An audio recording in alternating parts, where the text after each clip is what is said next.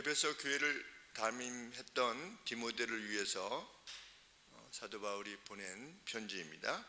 그래서 목회 서신이라, 목회를 이렇게 해야만 된다라고 하는 것을 가르치기 위해서 주신 서신이기에 목회 서신이라 이렇게 부릅니다.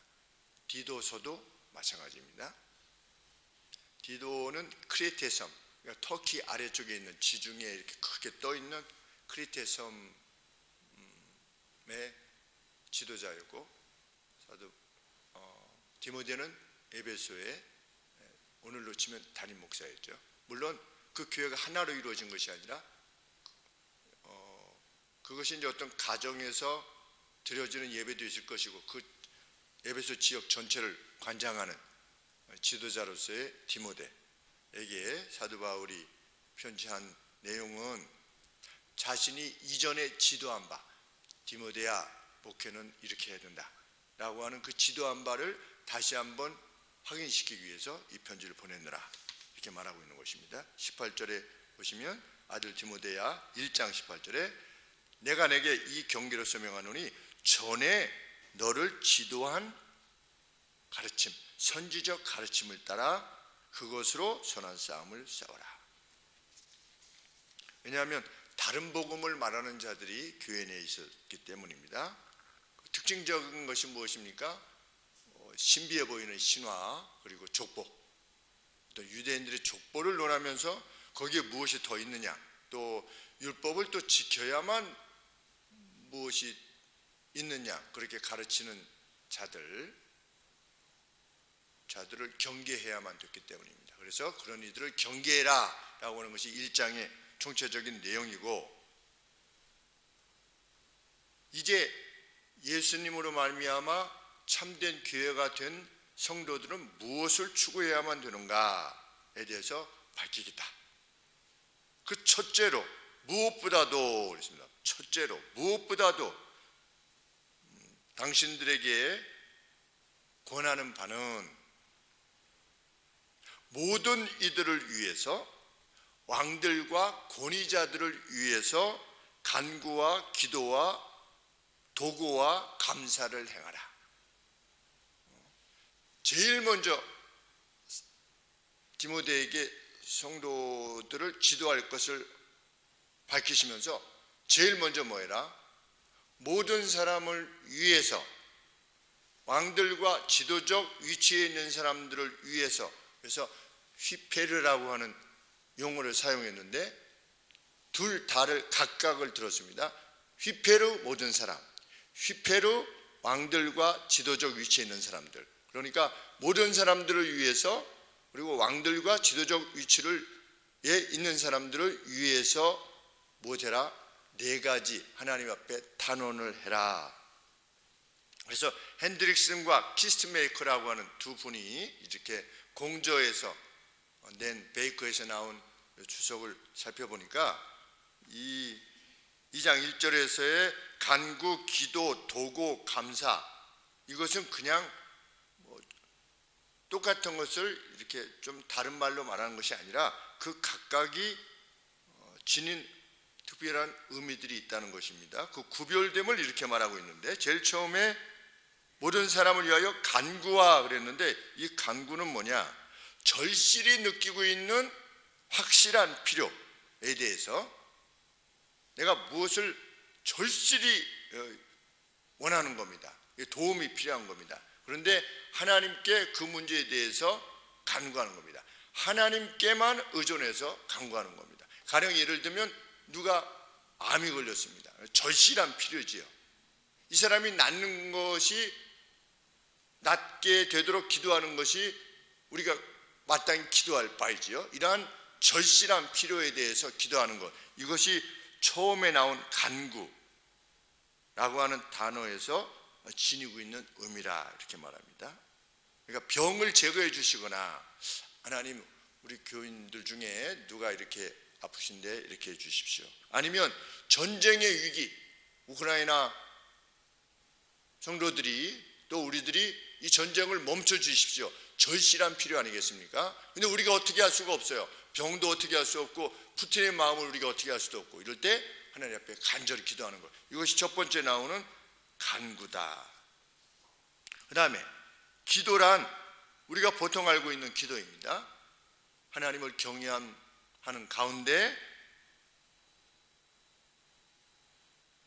하나님께 드리는 모든 경건한 언급들, 하나님 이런데요, 이렇게 해서 이랬는데요, 이래서 이래요, 이래서 이래서 막 이런 것들, 그리고 어떤 특별한 필요이기보다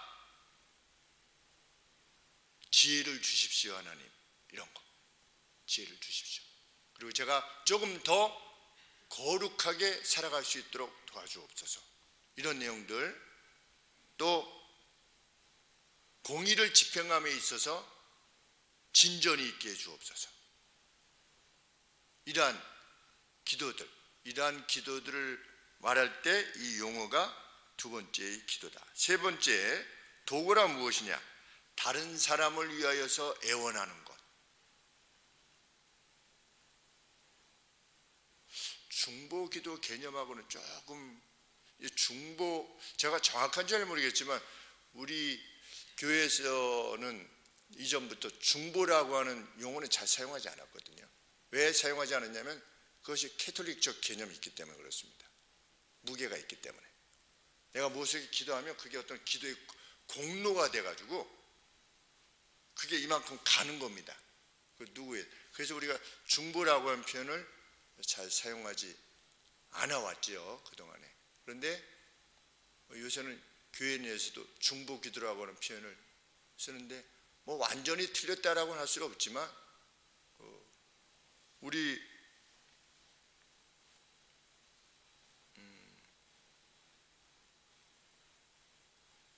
5절 말씀해 보시면 하나님과 사람 사이의 중보도 한 분이시니, 미디에이터, 중간에 이렇게 있어서.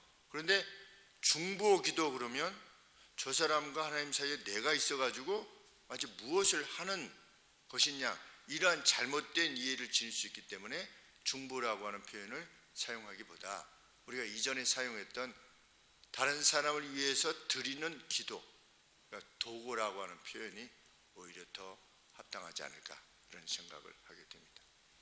그것이 어떤 공로로서 막, 그러니까 여기서 막 기도하면 저기서 무슨 일이 발생하게 되는 이러한 식으로. 그래서 여기서 많이 하면 할수록 여기서 이렇게 무엇이 이루어지느냐, 그것은 하나님께서 원하시는 방식의 기도가 분명 아닙니다.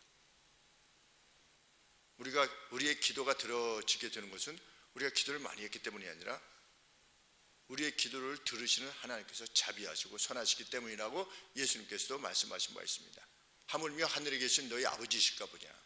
너희가 기도를 많이 해야지 막 중언 부언 한 얘기 또 하고 한 얘기 또 하고 10번 해도 안 들어주면 그냥 20번을 하고 20번 기도해도 안 들어주면 막 50번을 하고 막 이래야만 하나님이 들어주시는 분이라고 이렇게 인식하면 안 된다는 거죠.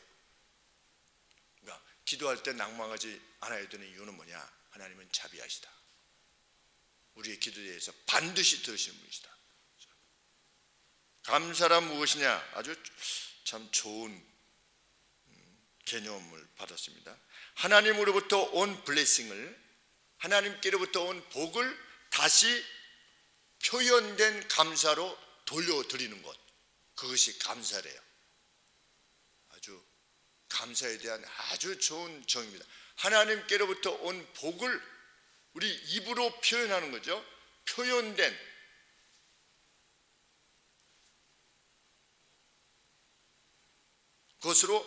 그것을 돌려드리는 것, 우리가 받은 복을 돌려드리는 거래요. 그게 감사래요. 참, 그래, 감사라고 하는 개념. 소망은, 인내는 참는 게 아니라 소망의 자리에 서는 것이다. 이제 우리 뇌리 있지 않습니까? 인내는 그냥 참어, 그게 아니라 하나님께서 반드시 선한 것으로 만들어 주실 것이라고 하는 소망의 자리에 늘 서려고 하는. 그래가지고 되겠어? 그래도 소망의 자리에 하나님이 때가 되면, 그 정하신 때가 되면, 적절한 때가 되면 하나님께서 이렇게 하실 것이다라고 하는 소망의 자리에 늘 서 있는 것이 그게 인내다라고 이제 정의한 것처럼, 감사도 무엇이다? 하나님께로부터 온 복을 돌려드리는 거다.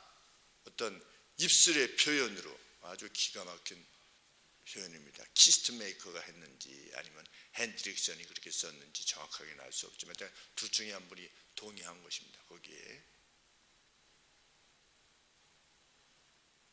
그러니까 하나님께 대한 하나님으로부터의 복됨을 인정하지 못하면 입술에 그 되돌려 드리는 것이 없는 거죠.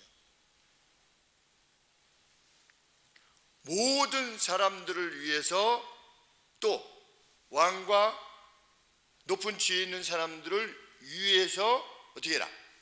기도해라. 무엇 하려고? 무엇을 목적해서? 2절 말씀 하반절에 왜냐하면 so that 우리가 이렇게 기도해서 결과적으로 얻어내려고 하는 게 뭐냐?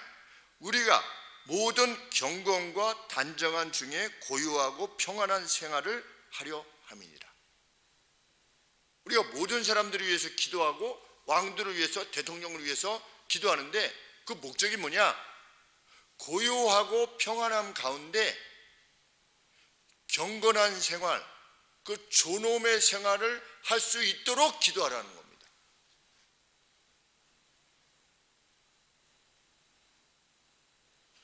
대통령이 정치를 잘해서 고요한 생활을 우리가 할 수 있도록 해주십시오.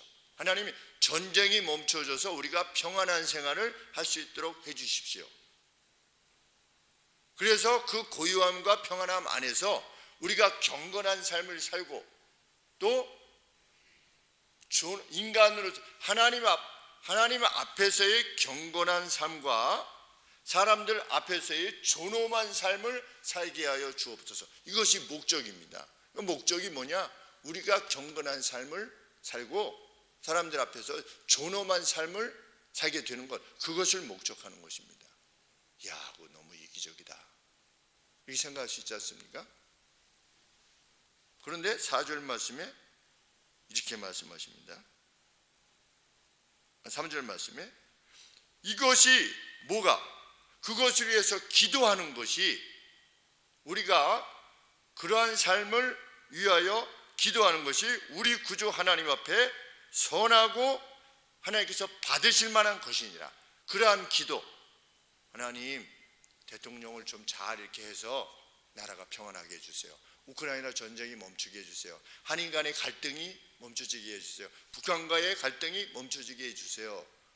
그래서 우리가 막 두려움과 어떤 재난 가운데서 막 그 하나님 앞에서의 경건함과 이 존엄의 삶을 살지 못하는 그러한 일이 없도록 해주세요. 이렇게 기도하는 것은 하나님 앞에서 선하고 받으실 만한, 하나님이 받으실 만한 기도다. 왜?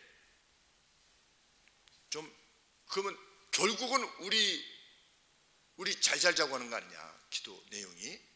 그런데 5절 말씀이 이렇게 말합니다. 4절 말씀에 하나님은 모든 사람이 구원을 받으며 진리를 아는 데 이르시기를 원하시는 분이시다. 이게 연결되어 있습니다. 3절 4절이 모든 사람이 구원을 받으며 진리를 아는 데 이르기를 원하시는 하나님께서 하나님 앞에 선하고 받으실 만한 것이니라. 하나님은 모든 사람이 구원을 받기를 원하신대요. 진리를 알기를 원하시고, 그러면 우리가 고요하고 평안함 가운데서 경건하고 존엄의 삶을 사는 것이 무엇과 관계되어 있다는 겁니까? 모든 사람이 구원을 받고 진리에 이르게 되는 것과 연관되어 있다는 것을 알게 됩니다. 소동이 일면 복음을 전할 수가 없어요. 막 소란하면, 전쟁이 나면 예수님 믿으세요. 지금 뭐 사느냐 죽느냐 하는데 누가 또 막 아주 재난에 직면했어요. 그러면 지금 뭐 예수님 지금 무슨 소리를 하고 있는 거야? 이 사람들이 이렇게 되는 거죠. 그런데 하나님께서 우리가 모든 사람들을 위해서 기도하고 또 왕들과 지도적 위치에 있는 사람들한테 기도해서 하나님께서 평안함 주시고 나라의 고요함을 주시면 그 가운데서 살아가고 있는 우리에게서 우리가 지니고 있는 무엇이 드러날 수 있는 겁니까? 하나님 앞에서의 경건과 사람들 앞에서의 존엄이 드러나는 겁니다. 그럴 때 사람들이 관심하게 되는 거죠.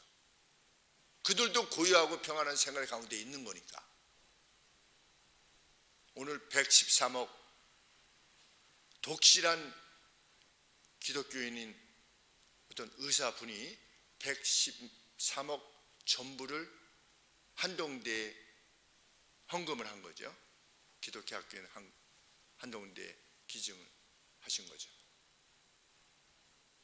막 소리 안 하면 누가 기증을 하든 말든 그게 무슨 상관이야. 그런데 그래도 어느 정도 사유가 안정되고 이랬을 때는 뭐가 이렇게 나오면, 소리가 나오면 야, 이 사람 오우. 근데 거기에 독실한 기독교인이 어차피 가지고 가지 못할 것 냈다, 이게 아니고 이분은 벌써 오래전부터 그렇게 해온 겁니다. 그렇게 해오셨다가 살아계실 때는 오른손이 하는 것을 왼손이 모르게 해라 라고 하는 주님의 말씀, 지금 한쪽 손이 하고 있는, 지금 하고 있는 것을 왼손이 모르도록 하라. 이거 어떻게 그게 가능하겠습니까? 그런데 그 말씀을 따라서 밝히지 말라고 해가지고 돌아가시기 전까지는 밝히지 않았다가 이제 돌아가시고 나서 이제 남은 재산을 다 이제 한동대에 이렇게 하고 나니까 이제 밝혀진 거지요. 그러니까 그리스도인이 지닌, 여기서 말하는 겁니다. 2절 말씀 하반절에 우리가 지닌 모든 경건, 그건 하나님 앞에서의 거죠. 세상 사람들이 보는 거죠. 신존주의 앞에서 행하는, 그리고 단정함, 이게 뭐냐? 존엄입니다. 정말 하나님을 섬기는 사람들은 그 외부 사람들이 느끼는 존엄이 있지요. 인간으로서의 존엄. 와, 정말 저렇게 살아야 되는구나 라고 하는 그 존엄. 그것이 언제 가능하냐? 고요하고 평안한 삶이 이루어질 때 다른 사람들한테 그것이 드러내줄 수 있는 것이죠. 물론 6.25 때처럼 아들이 혹 전사하면, 그래서 천국에서 만나자고 그랬으니까 어머니 나 60몇 프로가 소대장은 다 죽었기 때문에, 아버지도 소대장으로 참전하시면서 어머니 저를 다시금 만나려면 예수님을 믿으셔야 됩니다. 그러면서 전장을 향해서 나갔을 때 엄마가 아들 만나고 싶은 마음 때문에 혹시 전사하면, 그래서 이제 아현성결교회 권사님이 되신 거죠. 그렇게 물론 재난 가운데서도 하나님이 부르시는 경우가 있지만, 일반적인 건 뭐냐? 일반적인 삶 속에서 일반 사람들이, 모든 사람들이 그리스도의 삶을 지켜볼 수 있는 그런 상황이 될 수 있도록 기도하라는 겁니다. 모든 사람들을 위해서 기도하고 왕과 지도자들을 위해서 기도하라는 것입니다. 언제? 공적 예배를 드릴 때 특별히.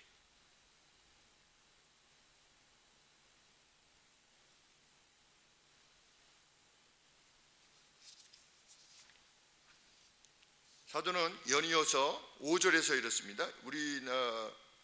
우리 성경에는 표현되지 않는데, 왜냐하면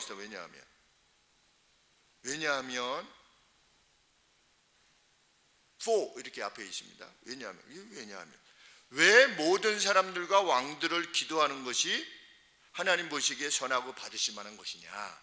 왜냐하면 거기 한 분 하나님이 계시고 하나님과 모든 사람들 가운데 한 분 중재자, 곧 그 자신을 모두를 위한 대속물로 주신 합당한 때에 주어지신 증언자이신 사람이신 그리스도 예수가 계시기 때문이다. 우리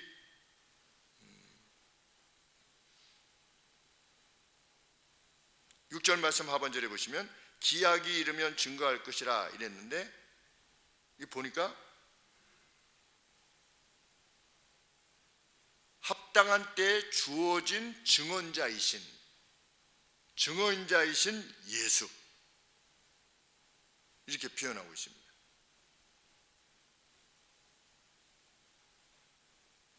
예수님을 설명하는 내용입니다. 예수님이 누구냐? 합당한 때에 주어지신 인간 예수. 왜냐하면 거짓 스승들이 예수님께서 죽으신 것처럼 보였을 뿐이지 사실은 팬텀이었다, 어떤 유령이었다는 거지요. 유령과 같이 그런 가르침이 초대교회의 이단으로 있었기 때문에 지금 그런 표현을 쓰는 것입니다. 특별히 기약이 이르면 증거할 것이라고 하는데 원문에 보니까 이렇게 되어 있는 거죠. 합당한 때에 주어진 증언자이신 사람이신 그리스도 예수. 그러니까 지금 사도 바울이 왜 그렇게 기도하는 것이 합당하냐?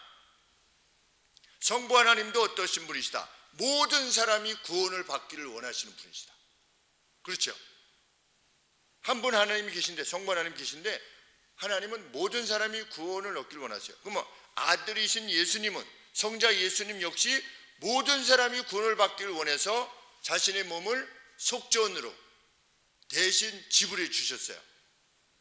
그래서 성도들이, 모든 사람들이 구원을 받기 위해서 고요하고 평안한 생활을 할 수 있도록 해주시옵소서. 이 사람들은 모든 사람들을 위해서 기도하는 거죠. 이 사람들이 이렇게 해주시고 이렇게 해서 이렇게 해주세요. 사회는 이렇게 해서 평안하게 해주세요. 왕들은, 지도자들은 이렇게 해서 이 사회가 이렇게 해주세요. 그래서 우리가 고요하고 평안한 생활을 할 수 있도록 해주시고, 그 가운데서 우리들이 지니고 있는 경건함과 하나님 앞에서의 경건함과 인간으로서의 존엄을 통해서 모든 사람들이 예수 그리스도를 알게 해주세요.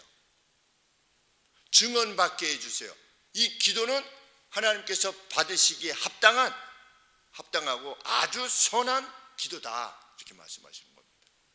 사도 바울께서.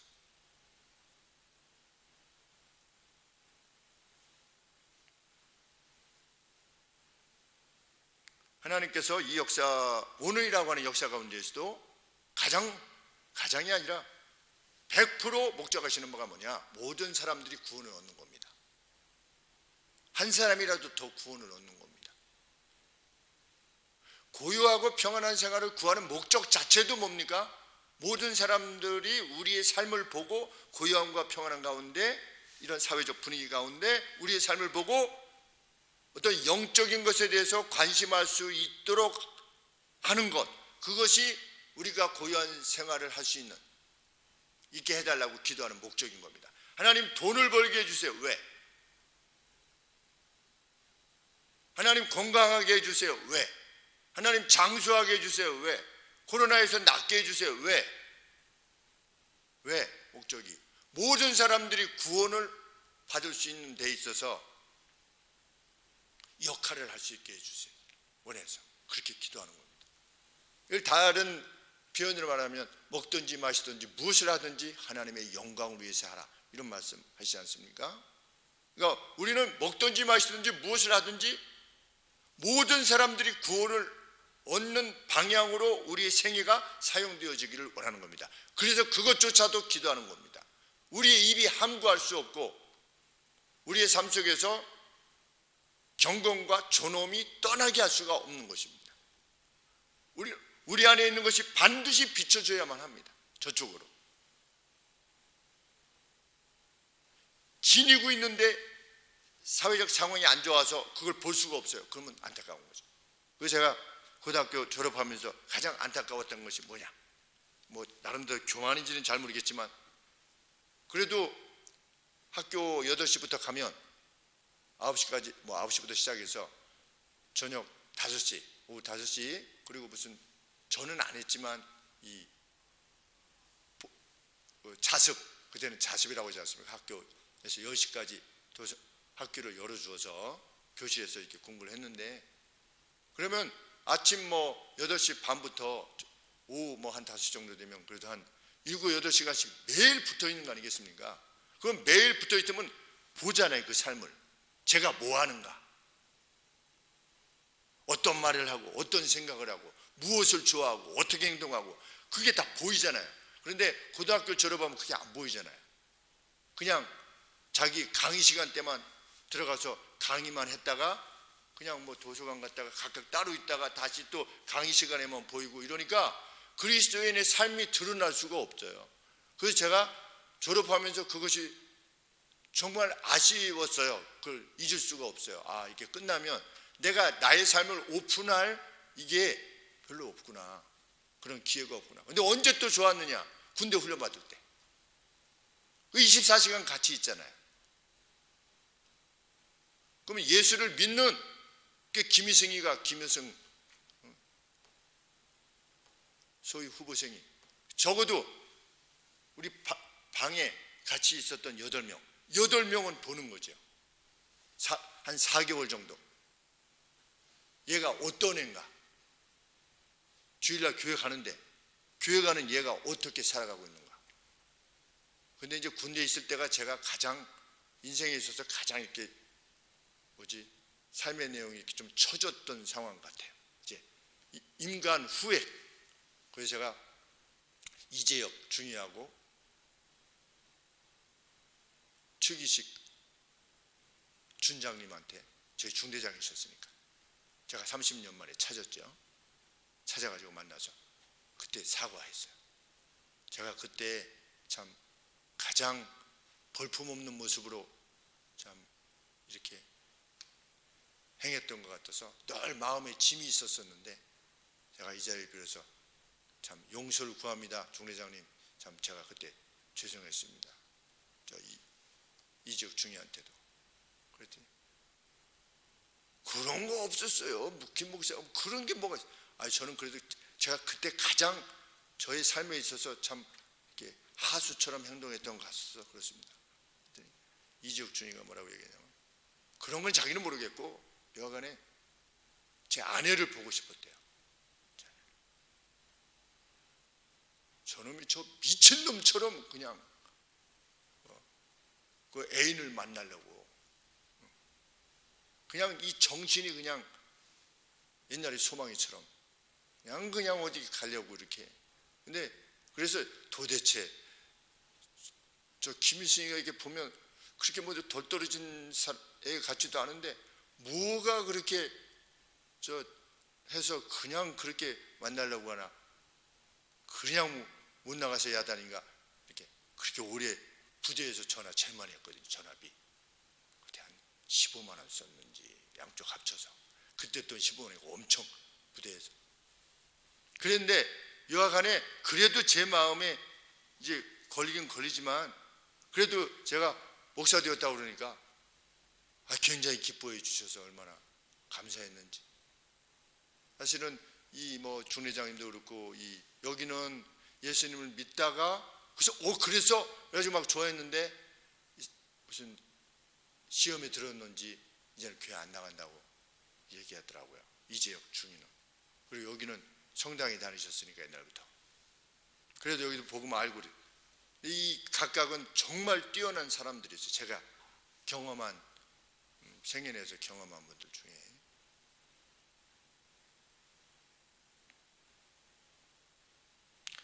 우리가 뭐 나는 이 정도 사람이네 이걸 자랑하려고 그러는 것이 아니라 그냥 오픈하는 거죠. 자연스럽게 오픈되는 거죠. 우리 안에 무엇이 들었는가? 우리의 삶이 추구하는 게 뭐냐? 어제 저녁에 운동하러 갔는데 상대 계신 분이 저보다 3살인가 이게 많으신 분이 뭐 얘기하시다가 목사님 성도 같아요. 제가 저희 주부도 드리고 이렇게 했는데 그분이 그렇게 말씀하시더라고요. 여기에 소망이라고 할 게 뭐가 있겠습니까? 이렇게. 자신도 주일날은 아무 운동 이런 거 없이 그냥 교회 가서 행하신대요. 그래서 그렇다고. 그래서 저희 교회 이름을 하늘소망이라고 했습니다. 이야, 역시 목사님. 이제 점점 오래 이렇게 생활이 지나가다 보니까 하늘의 소망을 지니는 것, 그거 외에 무엇이 있겠느냐? 무엇을 참된 소망이라고 할 수 있겠느냐? 그리고 그 안에서 하늘 소망이 있기에 오늘이 그냥 기쁘고 감사하고, 뭐 죽든지 살든지 하나님이 뭐 불굴을 만드시든지 정말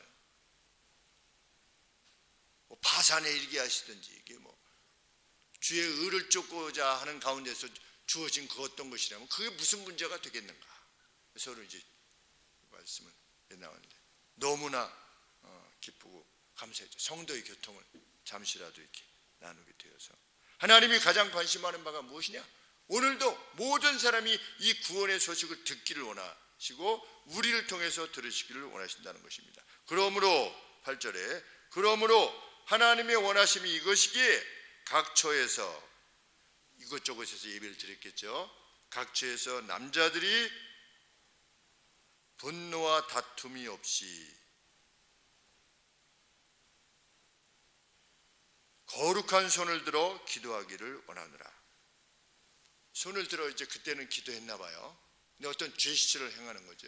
근데 성경에 보면 여러 가지 제스처가 있죠. 하나님 앞에 하나님의 책을 율법책을 읽을 때 모든 회중이 일어섰더라. 그리고 여기에서는 손을 들고 또 어떨 때는 서서 또 어떤 때는 머리를 숙이고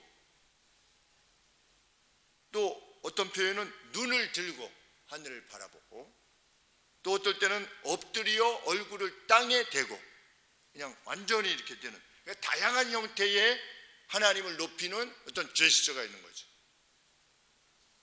그런데 이 손이 거룩한 손이기 위해서는 무엇 분노와 다툼이 없이 들어올리는 손이 거룩한 것이 아니라 이 내면의 영 어떤 스피릿 이 안에 있는 스피릿이 그 영혼이 그 누구에 대한 불편함과 이런 것이 없을 때 하나님 앞에 표현하는 이 손이 어떻게 되는 거다?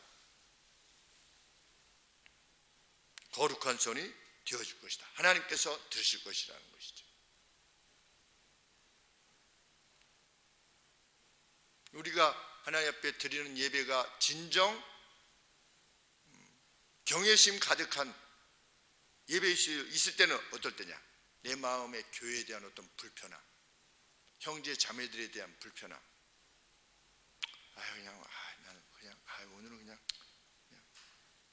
이런 것 없는 그것이야말로 성도들이 싸워야 될 것이고 그것이 없는 상태가 이게 뭡니까? 그게 존엄의 상태입니다.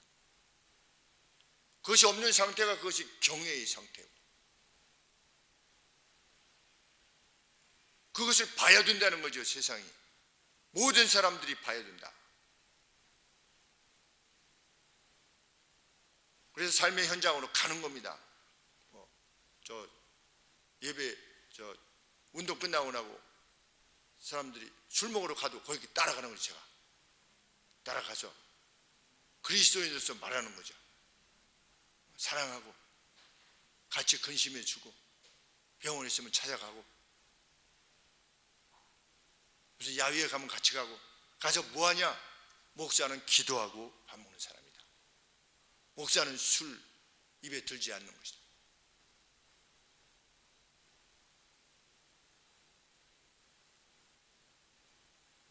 어제도 그런 얘기를 하시더라고요. 파주 60대 상비군, 파주 이게 아마추어 대표는 전에 축구선수 했던 안 했던 다 모여가지고 파주 대표가 있을 거 아니겠습니까? 60대 대표가 고양시 60대 대표였는데 탐내고 있대요 저를. 그래서 옆에 분이 그랬대요. 그냥 꿈깨요. 왜냐면 시합이 늘 주일에 있잖아요. 뭐다 목사님이야 안 돼. 왜 저 사람은 가면 엄청 좋아하는 거 알잖아요. 운동을 그냥 온팡지게 뛰니까. 그런데 저렇게 좋아하면서도 왜 그 길을 가야 되는가? 자기들에게 그것만큼 기쁨이 없는데 왜 그런 것들을 놔두고 그냥 더 기쁘고 그렇게 살아가는가? 왜 윤희는 주일에는 안 되는가? 주일 나오면 시험 나오면 그냥 MVP인데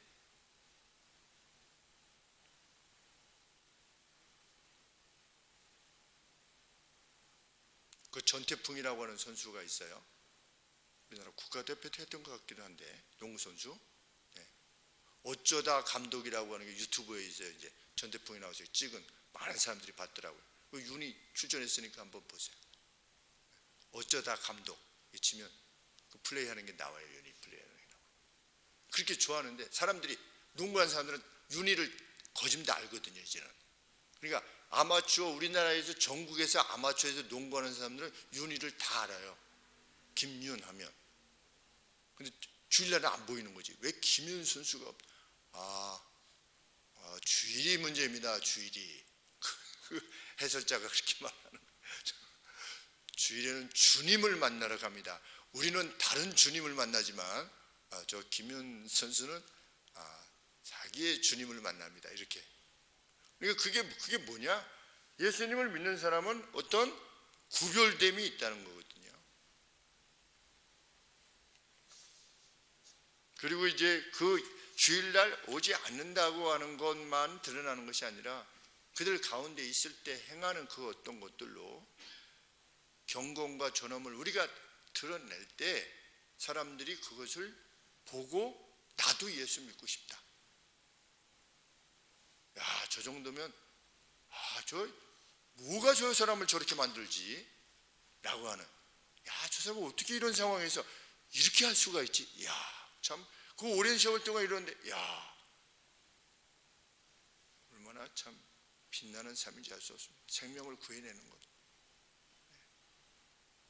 우리 참 모일 때 기도하라고 이 말씀을 들었을 때, 좀 더 기도해야 되구나, 공적인 기도, 이런 생각을 하게 됩니다. 오늘 우리 그런 차원에서 한번 그 찬양을 좀 틀어주세요. 우리 한번 잠깐 기도하겠습니다. 우리 오늘 어떤 결과가 나오든 나라가 분열되지 않고 주어진 상황에 대해서 받아들일 수 있도록,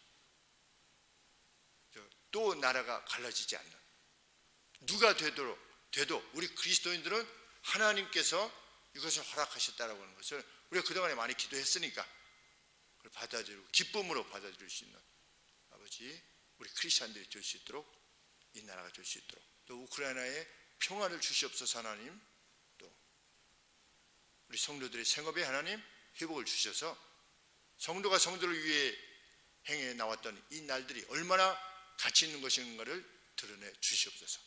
합심해서 함께 기도하겠습니다. 하나님 아버지,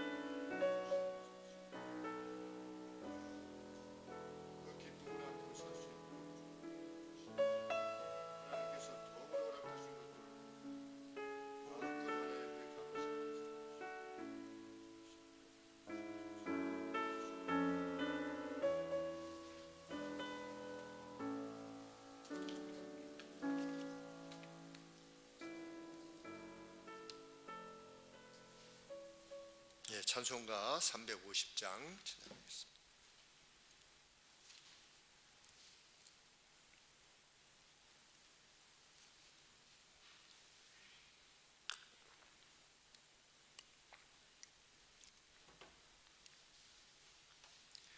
나의 죄를 정케 하사 주의 일꾼 삼으신 우세 주의 넓은 사랑 항상 찬송합니다. 2절입니다.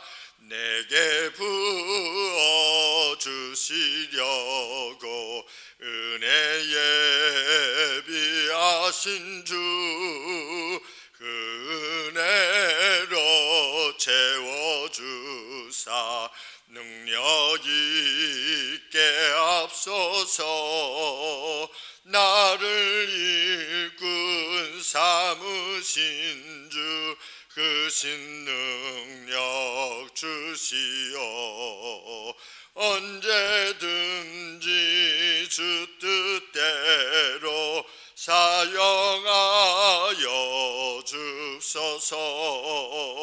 죄의 짐을 풀어주신 주의 능력 그도다. 나를 피로 사신 예수 내 맘속에 없소서. 4절입니다. 주여 내게 성령으로 충만하게 채우사 생명수가 강물처럼 흐르게 하옵소서. 나를 일꾼 삼으신 주 그 신능력 주시오. 언제든지 주 뜻대로 사용하여 줍소서. 아멘.